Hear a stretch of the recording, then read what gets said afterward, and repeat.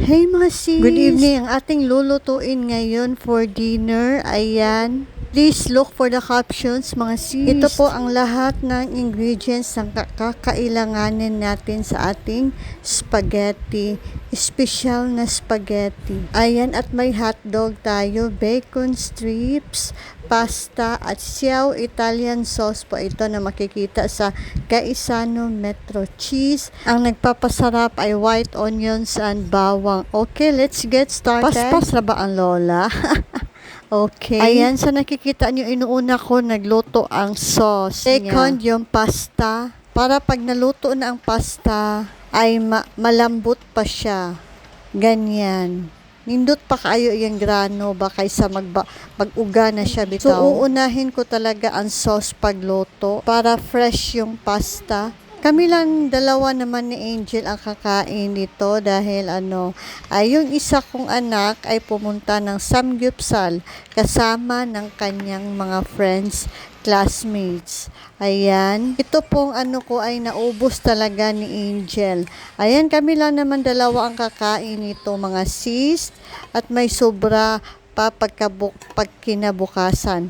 Ayan, at lalagyan na natin siya ng maraming cheese sa on top. Ayan, maraming cheese yan. Okay, let's get started sa sauce. Pinakauna niyan ay ang butter. At huwag kalimutan lagyan ng olive oil. Butter at saka olive oil ang magdadala ng luto sa bawang at saka sibuyas. O diba, ito po ay napakabango. Ang bango-bango na talaga. At isunod na natin dyan ang ating bacon strips at lutuin ng maigigi ang bacon strips until ma-brown po siya.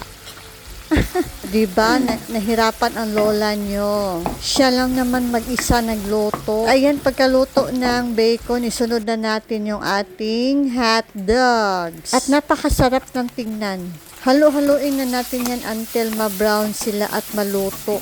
After that, ang ating siyaw na Italian sauce. Alam nyo ba guys na ang siyaw Italian sauce ay nasa in cans at purong kamatis siya lahat. Naa siya yung mga tibugol-tibugol na mga kamatis ba?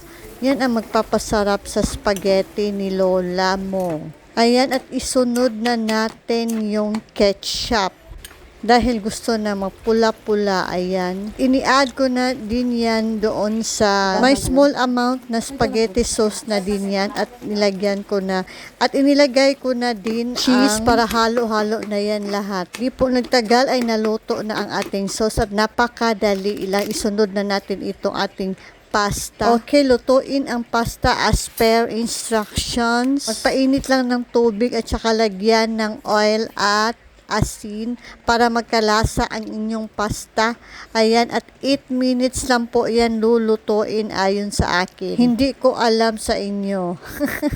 Depende yan sa inyo kung paano lutuin, ha? Ayan, kasi dinner time ito kung kaya kami lang dalawa ni Angel dito. Ayan mga sis, may kukwento po ako sa inyo, ha? Yung anak ko tumawag, nagsamgyup sila doon sa may tubod ba. Pagkatapos silang kumain ay ulang yung pambayad nila kasi 4 silang kumakain. Papupuntahin ba naman ako doon sa tubod? Ang layo naman doon. Sinabi ko, sige, maghugas na lang kayo ng pinggan dyan. Kayong 4 maghugas kayo dahil wala kayong pambayad. Kulang yung pera nyo. Sabi niya, ma, punta ka na dito. Hindi pwede lang, may ginagawa ako. Nagluluto ako. Okay, ganito na lang. Magkano yung kulang nyo? Kaya ating i-gcash na lang yung bayad. Tsaka pauli na mo dire, kay gabiin na. And then, inaano niyo yung Gcash ng owner ba?